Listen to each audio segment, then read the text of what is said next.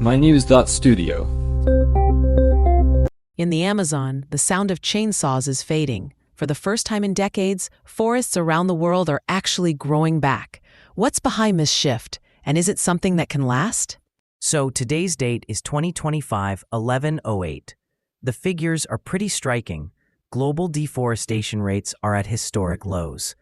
Can you explain what's causing this drop? Definitely.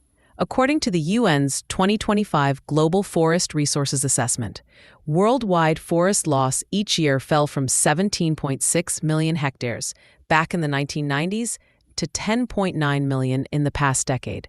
That's about a 40% decrease. The most dramatic change is in South America. In Brazil, Amazon deforestation is at its lowest in 11 years, right as Brazil prepares to host COP30. That's quite a shift. What's changed in Brazil to make this possible? Well, it's a combination of stronger policy enforcement, international funding, and new financial incentives.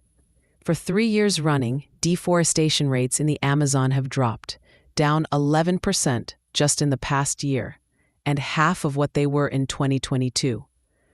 The government brought back environmental agencies, increased monitoring, and restarted the Amazon Fund, which gets support from international donors. That funding is split between enforcement efforts and backing alternative livelihoods. So it's not only about stopping illegal logging, they're also making it worthwhile for people to keep forests intact? Exactly, yes. The focus has shifted to making forest protection a good economic choice. There are programs that pay communities and landowners to conserve or restore forests, especially in areas like the Atlantic Forest. Initiatives like the Atlantic Forest Restoration Pact and the Conexão Mata Atlântica project blend natural regrowth with planting native trees, focusing on rare species and habitats for wildlife. Are these efforts showing up in the data beyond just halting tree loss? They are. For example, in Brazil, the area of forest burn dropped by 45% over the past year, which points to some real recovery despite tough climate conditions. And on a global scale, countries like China and Russia are running major tree planting campaigns, so the overall rate of forest loss is slowing. Restoration isn't just about the trees, though. These projects are giving people new jobs, like collecting seeds, working in agroforestry, or guiding ecotourism programs. So, it's making a difference for local economies too. What about indigenous groups? Are they being included in these projects? More and more, yes. Many new programs involve indigenous and local communities right from the start. They get payments, training, and share in the benefits from sustainable land use.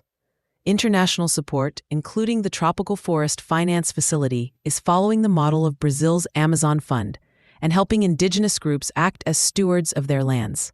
These results are encouraging.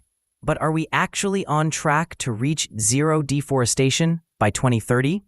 Not quite. Last year's deforestation rates were still 63% above what's needed to meet the 2030 goal. Progress is real, but there are still risks, like expansion of farming, fires, or changes in political will. The main takeaway is that staying vigilant and keeping policies in place is crucial. Could other regions, like Southeast Asia or Central Africa, follow Brazil's example? In theory, yes, but it depends on local conditions. International efforts like the Bond Challenge are bringing together money and expertise to help other regions with large-scale restoration.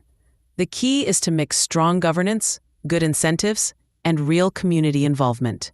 So just to wrap up, the drop in deforestation is helping the climate, but it's also giving local economies and biodiversity a boost. Still, there's a lot more to do. Right. The evidence now shows that when policy, funding, and local engagement come together, it's possible to reverse decades of forest loss. The next step is to expand these efforts and keep up the pace, especially as we get closer to 2030. That's it for today's episode. Forests are on the mend, but the journey isn't over. Thanks for tuning in. This episode was produced by mynews.studio. You can try it now for free.